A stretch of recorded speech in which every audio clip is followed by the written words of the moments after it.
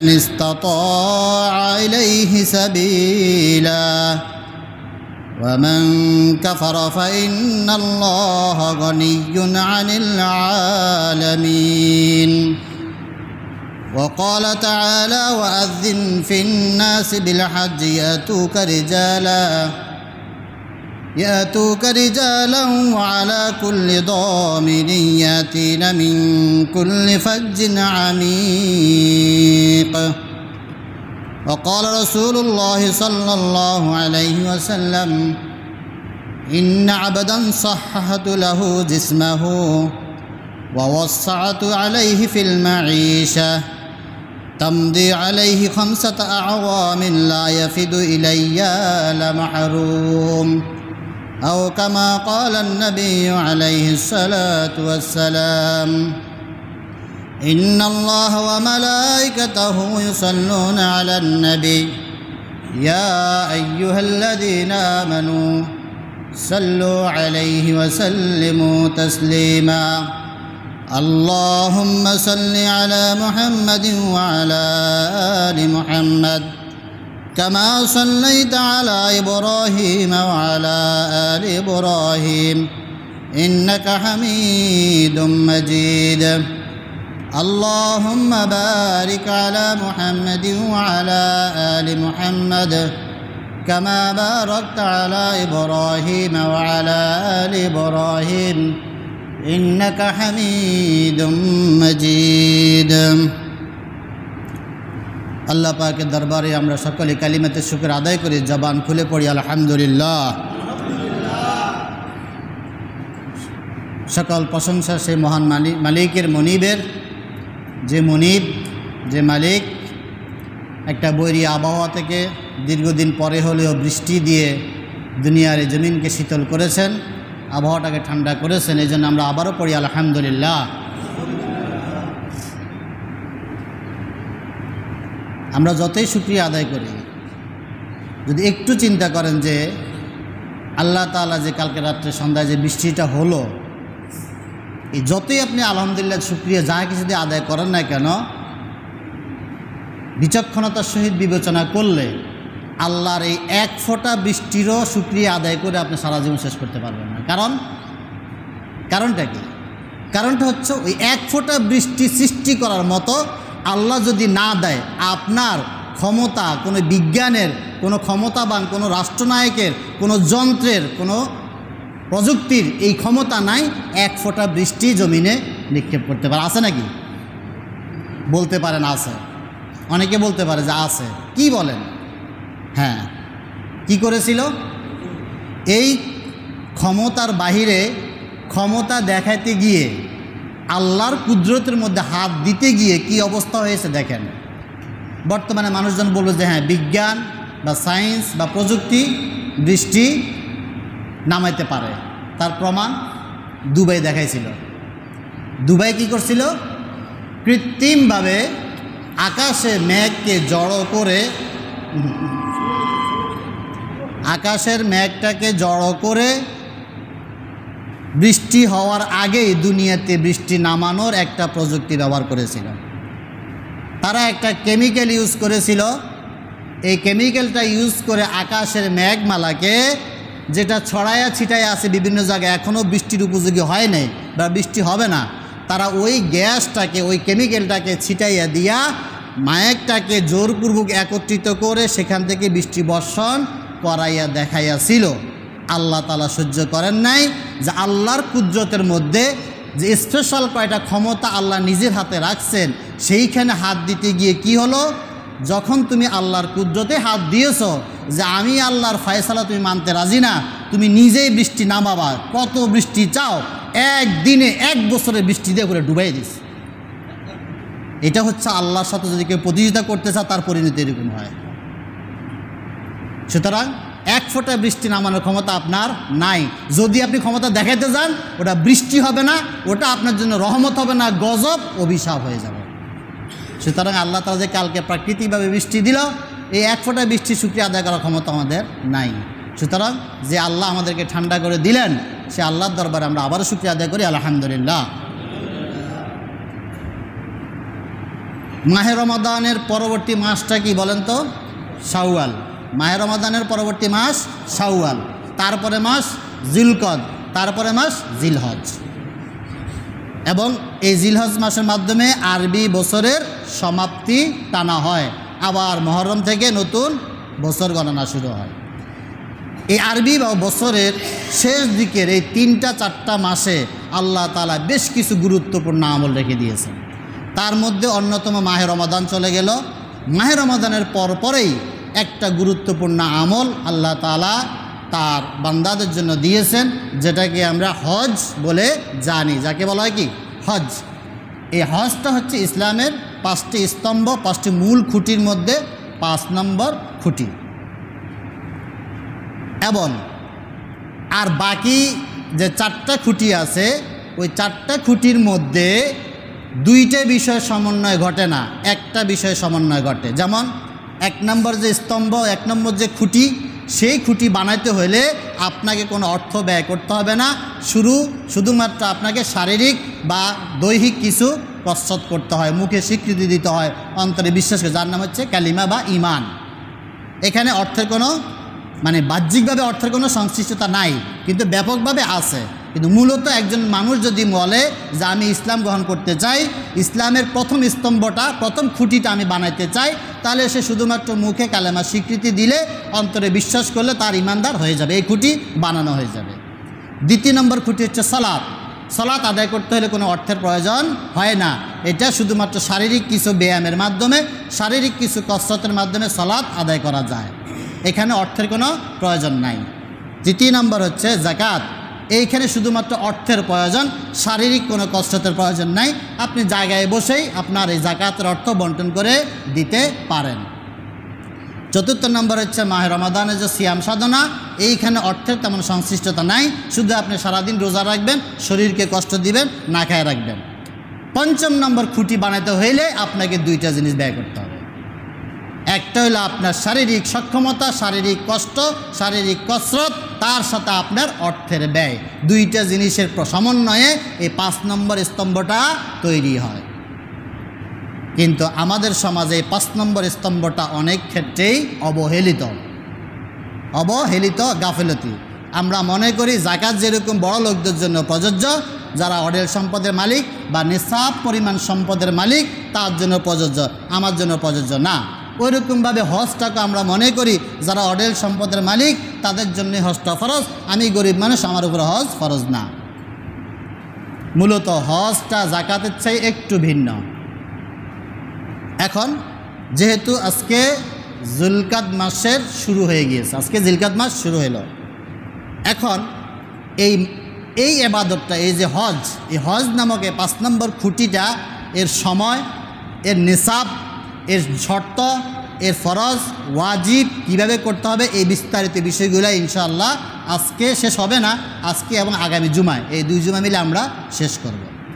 প্রথম কথা হচ্ছে হজের ইতিহাসটা আমাদের জানা দরকার। হজের ইতিহাসটা আমরা কী, হজটা কি, কোথায় করতে হয়, কেন করতে হয়, এটা সম্পর্কে একটু জানা দরকার।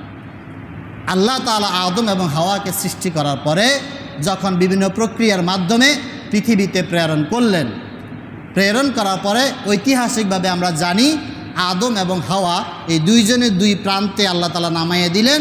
দেওয়ার পরে অনেক বছর তাদের কান্নাকাটি, আল্লাহর কাছে তওবা ইস্তেগফার করার পরে আল্লাহ তাআলা এক সময় গিয়ে তাদের 2 জনকে মিলাইয়া দিলেন। 2 জনে যেই জায়গাটায় গিয়ে মিলিত হলেন, পরিচিত হলেন, আবার সেই জায়গাটার নাম কি? আরাফা। সেই জায়গাটার নাম কি? আরাফা। আরাফা মানে পরিচিত হওয়া, একজন একজনের সাথে মিলিত হওয়া। ওই যে বাবা এবং মা, আমাদের আদি পিতা এবং আদি মাতা একত্রিত হইলেন, আবার দুনিয়ার জমিনে এসে পরিচয় ঘটল, ওই জায়গাটার নাম হচ্ছে আরাফা। এখন আল্লাহ তাআলা এই আদম আলাইহিস সালামকে ফেরেশতাদের মাধ্যমে প্রথম ওহী নাজিল করেন। কি? ফেরেশতাদেরকে মাধ্যমে আল্লাহ তাআলা আদম আলাইহিস সালামকে নির্দেশনা দিলেন যে এই পৃথিবীর জমিনে তোমাদেরকে প্রেরণের উদ্দেশ্য একটাই, কি? ওয়ামা খলাকতুল জিন্না ওয়াল ইনসা ইল্লা লিয়াবুদুন। তোমরা মানব জাতি আর তোমাদের আগে জিন জাতি ছিল, এই 2 জাতিকে পৃথিবীতে আমি পাঠিয়েছি বা সৃষ্টি করেছি একটাই উদ্দেশ্য, যে আমার ইবাদত করবে। তাহলে ইবাদত করতে হলে আকাশে যখন ইবাদত যারা করে, আসমানে, তারা ওইখানে একটা নির্দিষ্ট স্থান আছে, আমরা যেটা জানি যে সেইখানে একটা মসজিদ আছে যার নাম বাইতুল মামুর। এইখানে গিয়ে তারা ফেরেশতারা কি করে? তাওয়াফ করে, ইবাদত করে, সব কিছু করে।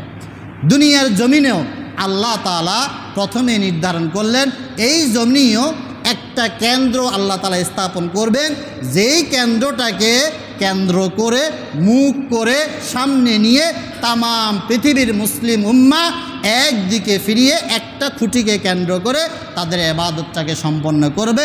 এইরকম একটা কেন্দ্র স্থাপনের সিদ্ধান্ত আল্লাহ প্রথম নিলেন এবং সেই কেন্দ্র স্থাপনের জন্য আল্লাহ তাআলা ফেরেশতাদের মাধ্যমে আদম আলাইহিস সালামকে শিখাইয়া দিলেন, জমিনে এসেছো, 1 নম্বর তোমার দায়িত্ব তোমার নিজের ঘর বানানো না, নিজের দেহকে সাজানো না। 1 নম্বর তোমার দায়িত্ব হচ্ছে, যেহেতু আমি বলেছি সৃষ্টির উদ্দেশ্য হচ্ছে ইবাদত করা, সুতরাং ইবাদতের প্রথম জায়গাটা তৈরি করো, তারপর তুমি বাকি কাজ করো। এই জন্য আল্লাহ তাআলা আদম আলাইহিস সালামকে বললেন ফেরেশতাদের মাধ্যমে, প্রথমেই আল্লাহ তাআলার জন্য ঘর নির্মাণ করো। কি? সূরা আলে ইমরানের 96 নম্বর আয়াতেই আল্লাহ তাআলা ঘোষণা দিলেন, বিসমিল্লাহির রহমানির রহিম, ইন্না আউওয়ালা বাইতিন উদিআ লিন-নাসি লাল্লাযী বিবাক্কাতা মুবারাকান ওয়া হুদান লিল আলামিন। পৃথিবীর জমিনে সর্বপ্রথম ঘর, আউওয়ালা বাইতিন, সর্বপ্রথম ঘর যেটা নির্মাণ করা হয়েছিল লিন-নাস, মানুষের জন্য, লাল্লাযী বিবাক্কা, যেটা অবস্থিত আছে বাক্কা শহরে অর্থাৎ মক্কা নগরীতে। মক্কার আরেকটা নাম হচ্ছে বাক্কা। এখন এই যে প্রথম পৃথিবীর জমিনে সর্বপ্রথম যে ঘরটা নির্মাণ করা হলো, এইটা কি দুনিয়াবি কোনো সাধারণ ঘর? এই ঘরের বৈশিষ্ট্যটা কি? এই সম্পর্কে আল্লাহ নিজেই ব্যাখ্যা দিচ্ছেন যে আদম আলাইহিস সালাম পৃথিবীতে আসার পরে প্রথম যে কাজটা করেছিলেন, মানুষের বসতি স্থাপন সহ মানুষের সৃষ্টির মূল উদ্দেশ্য যেটা ইবাদত করা আল্লাহ তাআলার, সেই জন্য একটা ঘর নির্মাণ করেছিলেন। এই ঘরটা সাধারণ ঘরের মতো নয়, এই ঘরের অনেকগুলো বৈশিষ্ট্য আছে। কি? 1 নম্বর বৈশিষ্ট্য হচ্ছে এটা হলো পৃথিবীর প্রাণকেন্দ্র। এই সারা যে আমরা পৃথিবী নামক যেটাকে চিনি, এই গ্লোবাল নামে যেটাকে চিনি, এর একদম প্রাণকেন্দ্র মধ্যবর্তী স্থানে আল্লাহ তাআলা এই মক্কা নগরীতে এই ঘরটা সর্বপ্রথম স্থাপন করলেন। এটা হচ্ছে পৃথিবীর একদম মধ্যখানে, চতুর্দিক থেকে মেপে আসলে দেখা যাবে এই মক্কা নগরীটা হচ্ছে, কাবা শরীফটা হচ্ছে পৃথিবীর প্রাণকেন্দ্রে অবস্থিত। এই ঘরের 1 নম্বর বৈশিষ্ট্য হচ্ছে এটা পৃথিবীর প্রাণকেন্দ্রে অবস্থিত। 2 নম্বর বৈশিষ্ট্য হচ্ছে এটা কি? মুবারাকান। এই ঘরটা হচ্ছে বরকতময়, অর্থাৎ এই ঘরকে কেন্দ্র করে পৃথিবীর জমিনে সব কিছু শুধু বাড়তেই থাকবে, বাড়তেই থাকবে। মুবারক বা বরকতের শাব্দিক অর্থ হচ্ছে বৃদ্ধি পাওয়া, বেড়ে যাওয়া, বড় হওয়া। এখন কিভাবে এটা বৃদ্ধি পায়, কি বৃদ্ধি পায়, কি বেশি হয়, কিভাবে বুঝবো? বৃদ্ধি পাওয়ার জিনিসটা 2 রকম। একটা হচ্ছে আক্ষরিকভাবে বা বাহ্যিকভাবে বা প্রত্যক্ষভাবে, আরেকটা হচ্ছে পরোক্ষভাবে দৃষ্টির অন্তরালে আধ্যাত্মিকভাবে। 2 রকমের বৃদ্ধি হয়। যেমন আমরা বলি মানুষের অন্তরে তাকওয়া, পবিত্রতা বৃদ্ধি পায়, এটা দেখা যায় না, এটা আধ্যাত্মিক চক্ষু মানে চর্মচর দৃষ্টির অন্তরালে। আরেকটা হচ্ছে বাহ্যিক, যেমন আমার সম্পদ বৃদ্ধি পায়, সন্তান বৃদ্ধি পায়, আমার ঘর বাড়ি বৃদ্ধি পায়, এগুলো হচ্ছে দেখার মতো। ঠিক এইখানে যে আল্লাহ তাআলা বললেন যে বরকতময় মানে এই কাবা প্রথম ঘরটাকে কেন্দ্র করে সব কিছু বৃদ্ধি পাবে। তাহলে প্রত্যক্ষ বৃদ্ধিটা কি পায়? প্রত্যক্ষ বৃদ্ধি পায় আল্লাহ তাআলা এই ঘরটাকে এমন একটা জায়গায় অবস্থান করেছেন, পৃথিবীর সৃষ্টি শুরু থেকে শুরু করে কিয়ামত হওয়ার আগ পর্যন্ত এই ঘরকে কেন্দ্র করে পৃথিবীর জমিনে শুধু মানুষ, এই জায়গাটাতে মানুষ বাড়তেই থাকবে, বাড়তেই থাকবে, বাড়তে থাকবে, কমবে না। মানে এই ঘরকে কেন্দ্র করে পৃথিবীর চতুর্দিক থেকে যারা আসবে হজ করার নিয়তে, তারা তাদের সংখ্যা দিন দিন কী হবে? শুধু বাড়বে, কমবে না। যার কারণে দেখা যায় প্রতি বছর হজের সময় আগের বছরের তুলনায় এই বছর আরও বাড়ে, আগের বছরের তুলনায় এই বছর আগে আরও বাড়ে। যার কারণে এখন বিভিন্ন সময় সরকার লিমিট করে দেয় যে এর উপরে আর লোড নেওয়ার ক্ষমতা নাই। যার কারণে ওই বয়স হিসেবে, দেশ হিসেবে ভাগ করে দেওয়া হয় যে অমুক দেশ থেকে এত বয়সে এতজন পর্যন্ত আসা যাবে, এর বেশি আসা যাবে না, লোড নিতে পারে না। যার কারণে এই হিসেবে প্রত্যক্ষ যে এটা বৃদ্ধি পায় কি? মানুষের সংখ্যা ওই ঘরকে কেন্দ্র করে মানুষের মনের যে চাহিদা, মানুষের আকর্ষণ, এটা দিন দিন বৃদ্ধি পাইতে থাকে। দ্বিতীয় নম্বর, এই ঘরকে কেন্দ্র করে এটা এমন একটা জায়গায় অবস্থিত যেই জায়গা শুধু মরুভূমি আর মরুভূমি, যেইখানে বাহ্যিকভাবে কোনো ফসল উৎপাদিত হয় না, শুধু মরুভূমি আর মরুভূমি। কিন্তু সেইখানে সারা বছর তো মানুষ থাকে, বিশেষ করে হজের সময় এত লক্ষ লক্ষ হাজিগঞ্জে একত্রিত হয়। আজ পর্যন্ত কেউ বলেছে যে মক্কায় হজ করতে গেলাম, খাওয়া পাই নাই, দোকানে শর্ট পড়ে গেছে, ব্যবসায়িক মাল শর্ট পড়ে গেছে, আমি খাওয়া পাইনি, কেউ বলছে? বলে নাই। এই যে ইয়ার পানিটা, জমজমের পানিটা, এত লক্ষ কোটি মিলিয়ন মিলিয়ন যে গ্যালন চলে যাচ্ছে, লিটার চলে যাচ্ছে, কেউ বলছে আজ পর্যন্ত যে ওই জমজমের পানি শর্ট পড়ছে? অর্থাৎ এখানে যারা আসবে, এইটার সাথে যারা সম্পৃক্ত থাকবে, তাদের বাহ্যিক যে বৃদ্ধি, বাহ্যিক যে বরকত, এটাও শুধু বৃদ্ধি পেতেই থাকবে, বৃদ্ধি পেতেই থাকবে। এবাদতের দিক দিয়েও বৃদ্ধি পায়। যেমন রাসূলের হাদিস, কোনো ব্যক্তি যদি ঘরে নামাজ পড়ে তাহলে 25 গুণ সওয়াব পায়।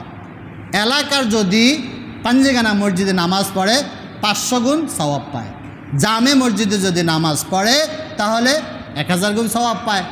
আর যদি মসজিদে নববীতে গিয়ে পড়ে 50,000 গুণ সওয়াব পায়। আর যদি এই বাইতুল হারামে কাবা গিয়ে পড়ে 1,00,000 গুণ সওয়াব আল্লাহ তাআলা দান করে।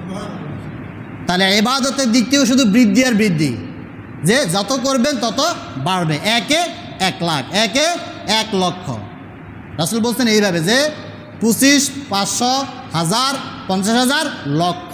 তার মানে একবার সুবহানাল্লাহ ওইখানে পড়েছেন, 1 লক্ষ বার সুবহানাল্লাহ পড়া সব আল্লাহ আপনাকে দিবে। একবার একটা সেজদা করেছেন, 1 লক্ষ বার সেজদা করা সব আল্লাহ আপনাকে দিবে। শুধু বাড়তে থাকে।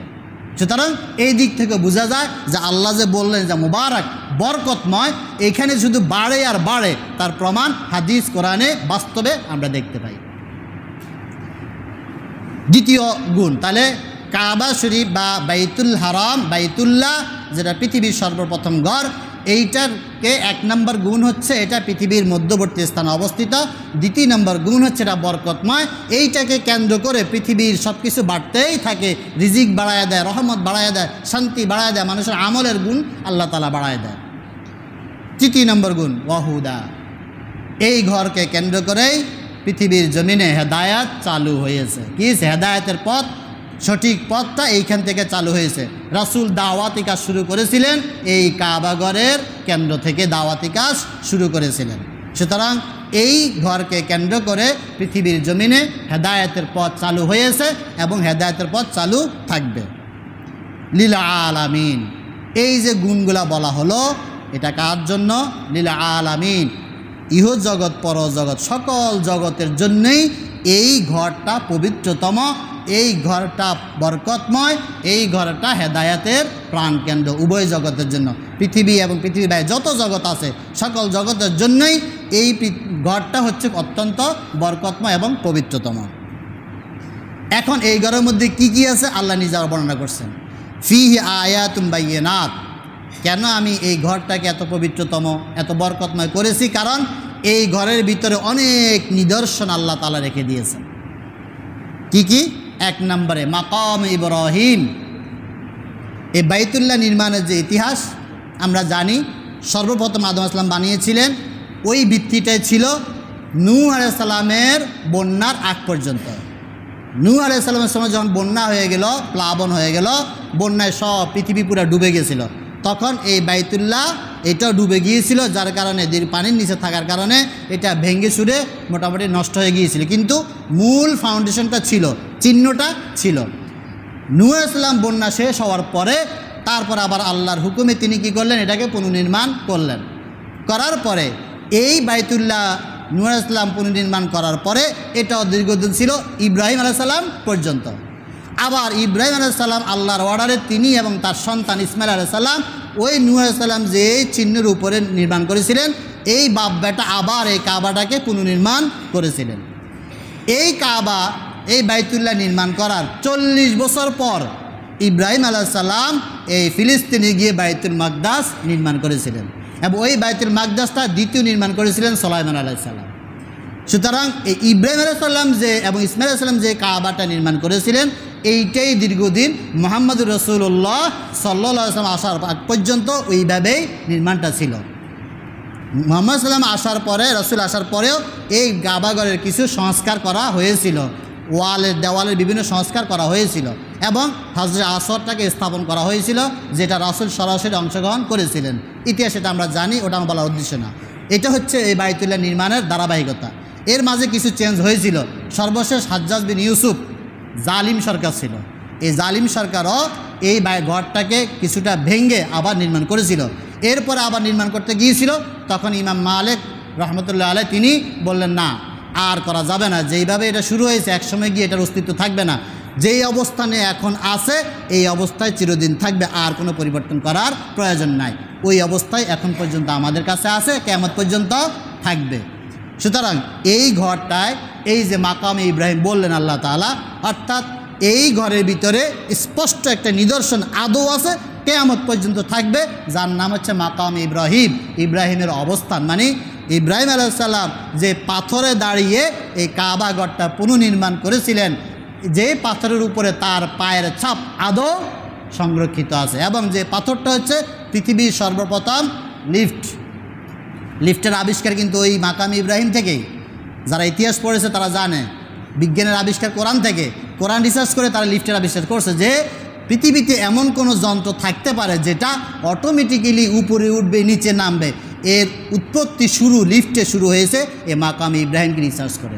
যে একটা পাথর যার মধ্যে কোনো প্রযুক্তি নাই, বিদ্যুতের সংযোগ নাই, কোনো জীবন নাই, এই পাথর কিভাবে একটা মানুষকে সময় মতো উপরে উঠে আবার নিচে নামায় তার ইচ্ছা মতো।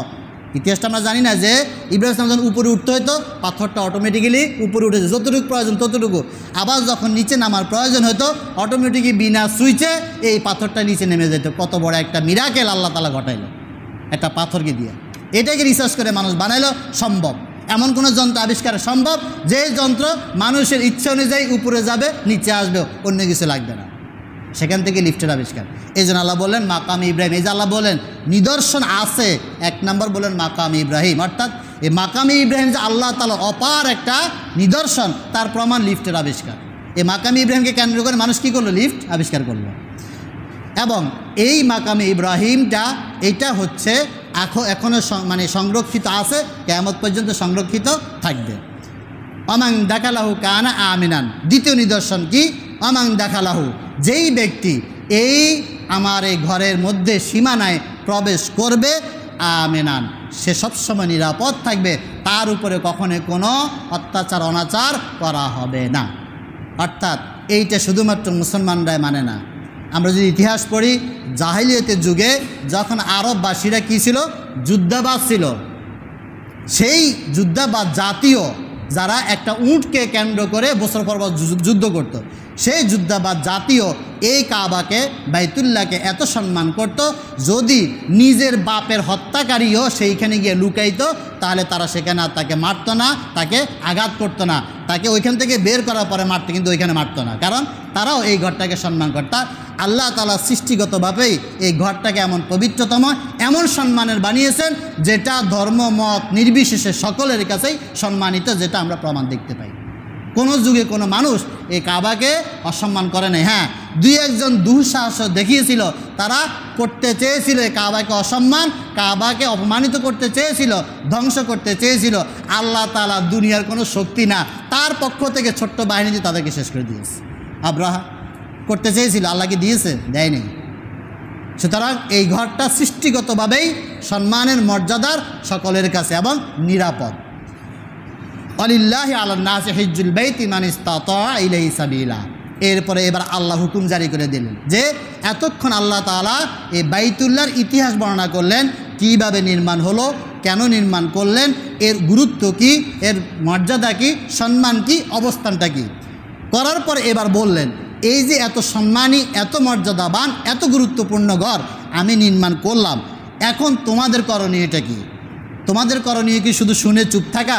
না, তোমাদেরও কিছু করণীয় আছে। যেহেতু আদম আলাইহিস সালাম থেকে শুরু করে মুহাম্মদুর রাসূলুল্লাহ সাল্লাল্লাহু আলাইহি ওয়াসাল্লাম পর্যন্ত প্রত্যেকটা উম্মাহ, প্রত্যেকটা জাতি, ধর্ম বর্ণ নির্বিশেষে সকলেই এই ঘরকে সম্মান করেছে, ঘরকে মর্যাদা দিয়েছে।